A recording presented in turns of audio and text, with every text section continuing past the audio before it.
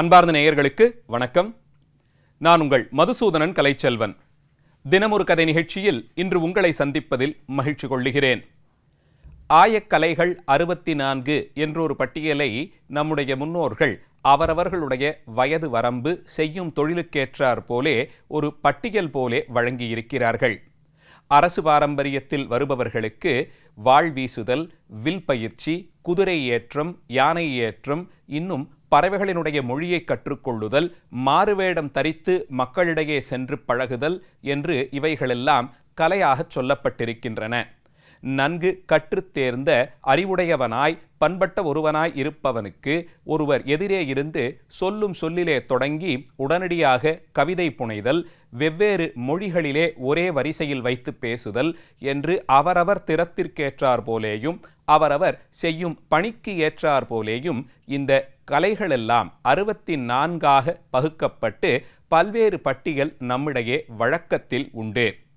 அந்த வரிசையிலே மாயாஜாலம் என்று சொல்லப்படும் இந்திர ஜாலம் காட்டக்கூடிய, அதாவது நம் கண் முன்பாகவே நடக்காத ஒரு விஷயத்தை நடந்தது போலே செய்து காண்பித்தல், கண்கட்டு வித்தை போன்றவைகளெல்லாம் கூட இது போன்ற ஆயக்கலைகளில் ஒன்றாகவே வைத்து கருதப்படுகிறது. மக்கள் கண்ணால் பார்ப்பதை பெரும்பாலும் பிரத்யக்ஷ பிரமாணம், அதாவது உறுதியான உண்மை என்ற அளவிலே எடுத்துக்கொள்வோம். அதிலே அனுமானம் செய்வதற்கு இடமில்லாமல் எல்லாம் நம் கண்முன்பாகவே தெரிந்ததே, அப்படியென்றால் இந்த நிகழ்ச்சி உண்மைதான் என்று நம்பிவிடுவோம். அப்படி அல்லாது கண்ணால் காண்பதும் பொய்தான் என்பதை நிரூபிக்கும் விதமாக ஜால வேலைகளெல்லாம் செய்வதையும் பண்டைய இலக்கியங்கள் ஒரு பெரிய கலையாக பட்டியலிட்டு இவற்றையெல்லாம் கண்முன்பாகவே கண்ணை ஏமாற்றும் விதமாக கண்கட்டு வித்தையாக செய்யக்கூடிய கலைகள் என்று வரிசைப்படுத்தி கூறியிருக்கின்றன. இந்த கலைகளை குறித்து பண்டைய இலக்கியங்கள் மொழியும் பொழுதெல்லாம் அந்த இலக்கியத்தின் தலைவனாக வருபவன் சந்தர்ப்பத்திற்கேற்றார் போலே இது போன்ற ஜாலங்கள் செய்வதிலே வல்லவனாக இருக்கும்படியாய் உருவப்படுத்தி இருப்பார்கள். அப்போதுதான் அவன் கிடைத்தவற்றையெல்லாம் கொண்டு வரக்கூடிய சிரமங்களை, வரக்கூடிய எதிர்ப்புகளை சமாளிக்க தெரிந்தவனாக, கையாள்பவனாக அமைவான் என்பதாலே உடனுக்குடன் நம் கண்முன்னால் தோன்றக்கூடிய ஒரு காட்சியை மாற்றக்கூடிய அளவிற்கு, இல்லாமல் செய்யும் அளவிற்கு, அது தோற்ற மயக்கம் என்று சொல்லும் அளவிற்கு தன்னுடைய ஜாலங்களை காண்பிப்பவனாக இருக்க வேண்டும். ஆங்கிலத்திலே மேஜிக் என்று அழைக்கப்படும் இந்த கலைதான் உலகளாவிய அளவிலே மிகவும் பழமையான தொன்மையான கலையாக அறியப்படுகிறது. அப்படிப்பட்ட அந்த கலை இந்திய தேசத்திலேயும் பன்னெடுங்காலமாக இருந்து வந்த ஒன்றுதான். நாம் எதிரே தெரியக்கூடிய ஒரு பொருளை மயக்கத்தின் மூலமாக அறியச் செய்வதும், அதே மயக்கத்தின் மூலமாக இருக்கும் ஒரு பொருளை மறைக்கச் செய்வதும், இல்லாத பொருளை ஏற்படுத்துவதும் எல்லாம் இந்த இந்திரஜாலமாகிற வித்தைக்குள்ளே அடங்கும். நமக்கு நன்கு புலப்படும் பொருள் ஒரு நொடிப்பொழுது மறையும் அளவிற்கு செய்யப்படலாம். அங்கே இல்லாத ஒரு பொருள் நம் முன்பாக தோன்றியது போலே ஒரு மயக்கத்தை ஏற்படுத்தலாம். இந்த இந்திரஜாலங்கள் குறித்து நம்முடைய இலக்கியங்கள் பலபடியாக பேசுகின்றன. அதற்காக வேண்டி தவம் செய்து சிறப்பான வித்தைகளையெல்லாம் கற்றுத் தேர்ந்து இது ஒரு வலிமை போலே பயன்படுத்தியவர்கள் அநேக பேர்கள் உண்டு. முனிவர்களுக்கெல்லாம் கூட இதுபோன்ற இந்திரஜாலங்கள் கைவந்த கலையாக இருந்தாலும் இது அற்பர்களுக்கு ஆனந்தத்தை தரக்கூடியது, அதனால் நாம் இதை பயன்படுத்தக்கூடாது என்று தவிர்த்து விடுவார்களாம். ஆனால் இன்னும் அதிகம் பக்குவமடையாத இதை ஒரு பொழுதுபோக்கு அம்சம் போலே சாமானிய மனிதன் தான் வியந்து போய் பார்க்கக்கூடிய காட்சியாக இதை ஏற்படுத்தி அரங்குகளிலே இதிலே கைதேர்ந்தவர்கள், இதிலே நல்ல முறையில் பயிற்சி எடுத்த கலைஞர்கள் அரங்கிலே மேடையில் தோன்றி நம் கண்முன்பாக இந்திரஜாலங்களை நிகழ்த்துவார்கள். அதிலும் குறிப்பாக காற்றிலே மிதக்கக்கூடிய மனிதனை நம் கண்முன்பே ஆக்கி காண்பிப்பார்கள். இதுபோலே ஒவ்வொரு நிலையிலும் நாம் கண்டு இப்படியெல்லாம் நடக்க முடியாதே, இது ஏதோ பெரிய அதிசயம் போலும், இதை செய்பவர் விசேஷமான சக்திகளெல்லாம் பெற்றிருக்கிறாரோ என்று மயங்கும்படியாக சில காட்சிகளை நம் கண்முன்பாக செய்து காண்பிப்பார்கள். இப்படி செய்யப்படும் இந்த கலைக்கு உலகளாவிய அளவிலே நல்ல வரவேற்பும் உண்டு. மக்கள் இது போன்ற காட்சிகளை கண்டு வியந்து தாங்கள் பொழுதுபோக்கக்கூடிய ஒரு முக்கிய கலை நிகழ்ச்சியாக இது நடத்தப்படுகிறது. இதிலே பல்வேறு வகைகளும் உண்டு. அதிலே இந்திய அளவில் சென்ற நூற்றாண்டில் தம்முடைய இந்திரஜால வேலைகளை பயிற்சி எடுத்து செய்து காண்பிக்கத் தொடங்கி உலக அரங்கிலே இந்தியாவின் மிக முக்கிய ஒரு இந்திரஜாலக்காரராக உயர்ந்தவர். அவரை பற்றித்தான் இன்றைய நிகழ்ச்சியிலே பார்க்க போகிறோம். உலகளாவிய அளவில் இவருக்கு PC சர்க்கார் என்ற பெயர் மிகவும் பிரசித்தமாக எல்லோரும் அறிந்த பெயராக நாம் கேட்டிருப்போம். இவருடைய இயற்பெயர் பிரதுல் சந்திர சர்க்கார். 1913ஆம் ஆண்டு பிப்ரவரி மாதம் 23ஆம் தேதி மேற்கு வங்காளத்தில் பிறந்தார். இவர் கொல்கத்தா நகரில் கல்வி பயின்றதையும் தம்முடைய கல்வியின் நிறைவு பகுதிகளிலே கல்லூரி படிப்பின் காலத்தில் இவருக்கு இந்திரஜாலங்கள் செய்வதிலே ஆர்வம் எடுத்ததையும் ஏற்பட்டதையும் பார்க்க முடிகிறது.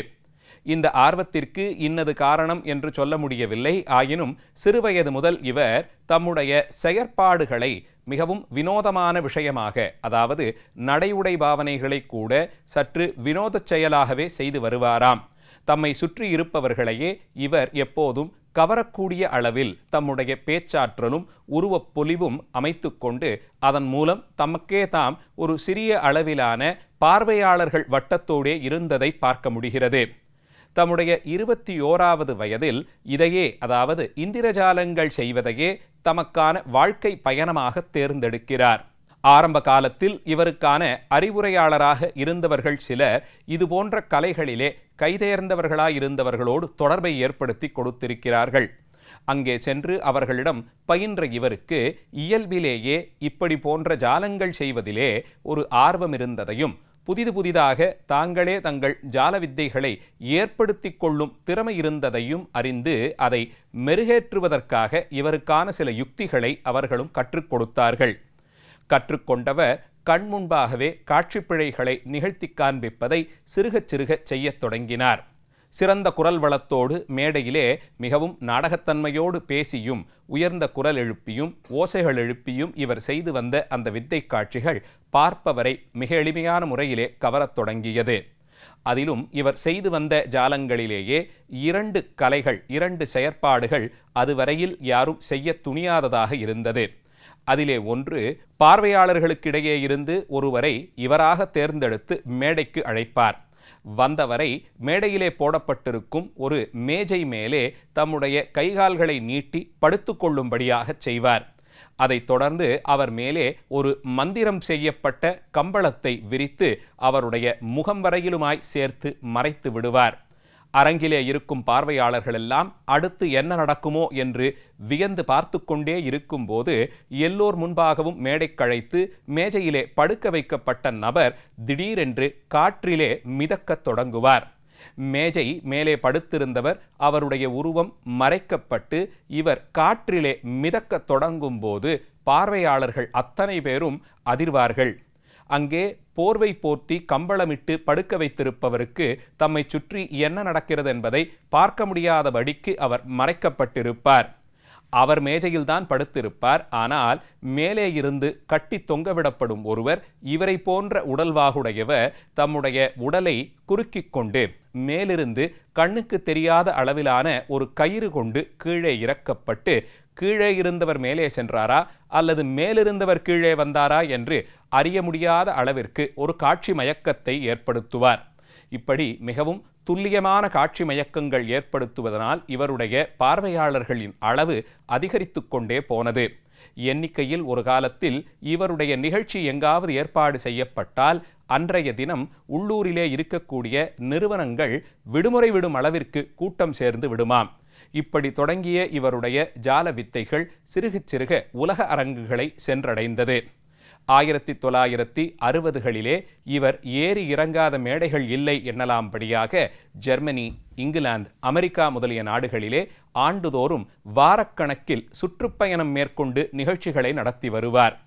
மக்களை அதிகம் கவர்ந்த இவருடைய ஜாலங்களில் ஒன்றுதான் ஒரு பெட்டியினுள்ளே வைத்து பூட்டப்படும் ஒரு பெண்ணின் உடல் 2 கூறுகளாக வெட்டப்படும். 2 கூறுகளாக வெட்டப்பட்ட உடனேயே பார்வையாளர்கள் அங்கே அதிர்வொலி எழுப்பியும் பயம் கொண்டு கூச்சலிட்டும் பெரிய அளவிலான ஒரு காட்சியை அங்கே நிகழ்த்துவார்கள். ஆனால் சிறிது நேரத்திற்கெல்லாம் அப்படி வெட்டப்பட்ட பெண் உடம்பு ஒன்றாக பொருந்திய நிலையிலே எந்தவிதமான காயமும் இல்லாமல் வெளிப்படுவாள். இப்படி செய்யப்படும் இந்த 2 காட்சிகளும் மக்களிடையே பெரும் வரவேற்பை பெற்றது. அதிலும் இவரோடு நிகழ்ச்சியில் கலந்து கொள்வதற்கு அன்றைய பிரபலங்கள், திரைப்படத்துறை முதலியவற்றில் பிரபலங்களாக இருந்த கலைஞர்கள் அவர்களாக ஆர்வம் காட்டி முன்வருவார்கள். இவர் சென்ற நாடுகளிலெல்லாம் இவர் சுற்றுப்பயணம் மேற்கொள்கிறார் என்று அறிந்து கொண்டாலே திரைப்படத் துறையில் இருப்பவர்கள் இவரை தொடர்பு கொண்டு உங்களோடு மேடை நிகழ்ச்சிகளில் நாங்கள் கலந்து கொள்ள வேண்டும் என்று ஆர்வம் காட்டும் அளவிற்கு இவருடைய பெயர் பெருமையோடு நீடித்தது. சுற்றுப்பயணங்களிலே இவர் இதுபோன்ற சாகசங்களை எப்படி செய்கிறார் என்பதை அறிந்து கொள்ளுவதற்கு இவர் தங்கியிருக்கும் அறைக்கு அடிக்கடி சென்று பார்ப்பதற்கு, நோட்டமிடுவதற்கெல்லாம் கூட ஆட்கள் முனைந்ததாக அறிகிறோம். ஆனால் இவருடைய கலைகளையும் கருவிகளையும் மிகவும் பத்திரமாக வைத்திருப்பதையும், அதற்கென்று நியமிக்கப்பட்ட உதவியாளர்கள் மட்டும்தான் அதை அரங்கிற்கு கொண்டு வர வேண்டும் என்றும், அரங்க மேடையிலே ஏற்பாடுகளெல்லாம் நடக்கும்போது இவருடைய குழுவைச் சேர்ந்தவர்கள் தவிர வேறு யாரும் அங்கே இருக்கக்கூடாது என்பன போன்ற விதிகளை மிகவும் கண்டிப்புடன் இவர் பின்பற்றினார். அதனால் இவர் பயன்படுத்திய யுத்திகள் இன்னதென்று அதிகம் அறியப்பட முடியாத நிலையிலே உலக நாடுகளெல்லாம் இவருடைய ஜாலவித்தைகளை கண்டு களிப்பதை தங்களுக்கான முக்கிய பொழுதுபோக்காக கொண்டார்கள்.